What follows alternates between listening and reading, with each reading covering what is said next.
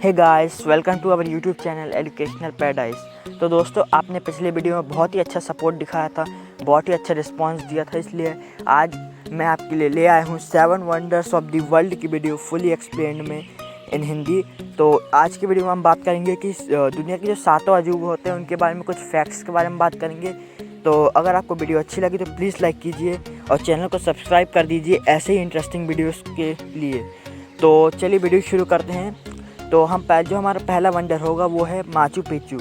तो ये एक एंशियंट सिटी है जो कि पेरू नाम के देश में लोकेटेड है। और अगर मैं सही से बताऊं तो पेरू के साउथर्न हिस्से यानी पेरू के दक्षिणी पेरू में स्थित है। ये एक पहाड़ के ऊपर है और इसकी जो हाइट है अबव सी लेवल, इसको एल्टीट्यूड कह सकते हैं आप।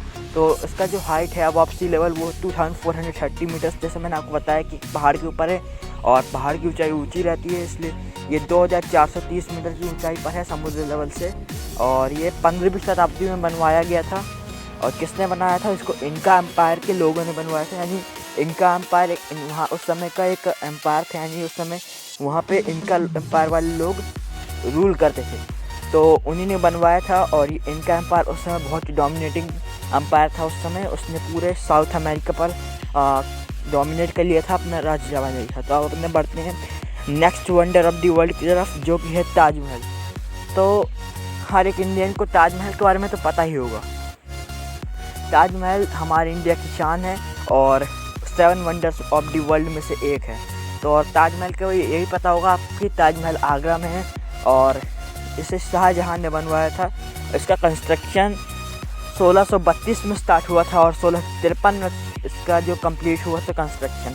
और ये पूरी तरह सफ़ेद संगमरमर से बनवाया गया है और इसमें मतलब बहुत ही अद्भुत है। और ये असल में आपको पता होगा कि शाहजहां ने इसे क्यों बनवाया था। कहा जाता है कि उसने अपनी बीवी मुमताज़ महल की याद में एक ये मकबरा बनवाया था और उसी मकबरे को हम ताजमहल कहते हैं, इसलिए उसका नाम दे दिया मुमताज़ महल का नाम पे, मुमताज़ महल का ताजमहल नाम रखवा दिया।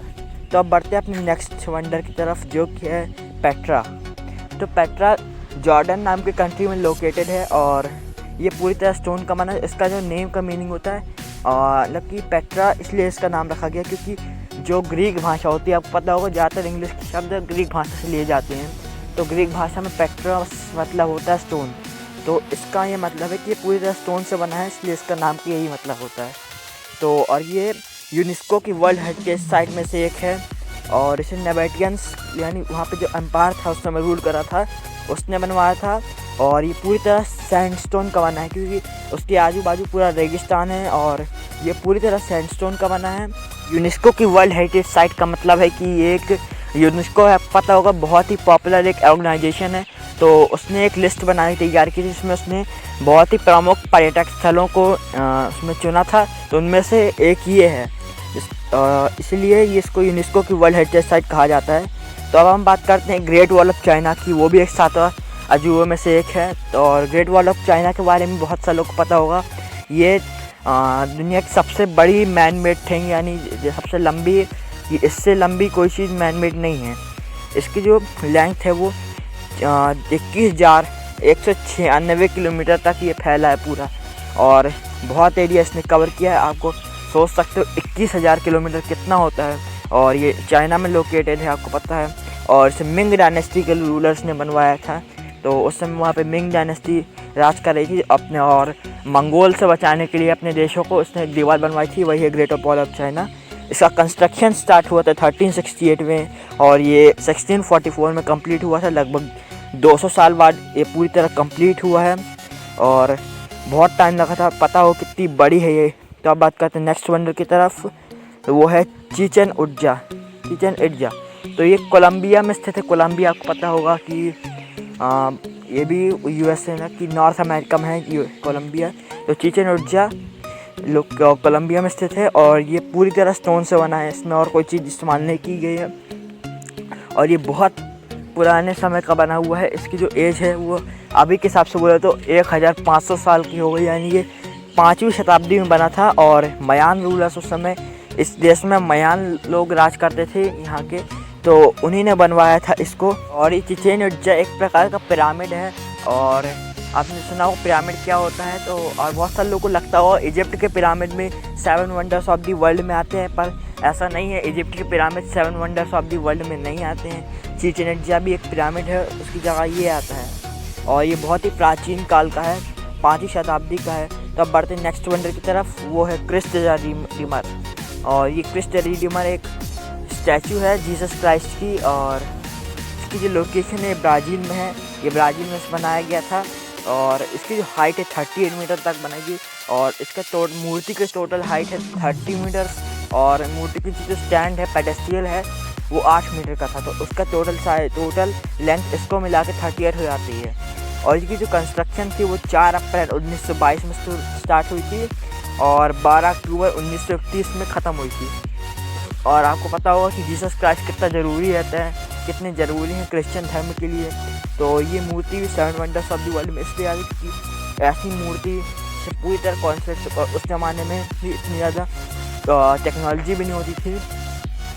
और बहुत ही आप देख सकते हैं फ़ोटो में कितनी यहाँ से नज़ारा कितना अच्छा होता हो। एक जगह अलग से जंगल के बीच में एक मूर्ति, इसलिए इसे 7 वंडर्स ऑफ द वर्ल्ड में शुमार किया जाता है।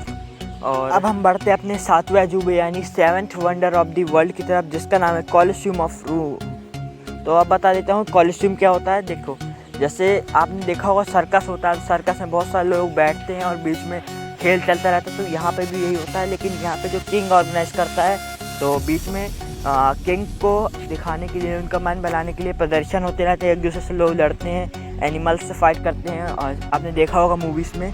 तो यहाँ भी होता है वैसे ही, पर अभी खंडर बन चुका है पूरा। और उसकी जो हाइट है 48 मीटर यानी 48 मीटर तक में बनी थी। और जो उसकी लोकेशन थी वो रोम इटली में है, यानी रोम नाम की सिटी है जो इटली की। तो यहाँ पे इसे रोम फ्लेवियन एम्पायर्स ने बनाया था, यानी जो फ्लेवियन एम्पायर के रूलर्स थे उन्होंने इसे बनवाया था। और ये 17 AD यानी कि क्राइस्ट के पैदा होने 70 साल पहले बना था। यानी आप सोच सकते हो कितना पुराना होगा, 70 साल ईसा पूर्व, यानी कि इतना ज़्यादा पुराना होगा कि जितने भी वंडर से 7 वंडर में सबसे ज़्यादा पुराना यही है। तो वीडियो यहीं पर ख़त्म होती है। अगर अच्छी लगी तो प्लीज़ लाइक कीजिए और चैनल को सब्सक्राइब कीजिए ऐसे इंटरेस्टिंग वीडियोज़ देखने के लिए।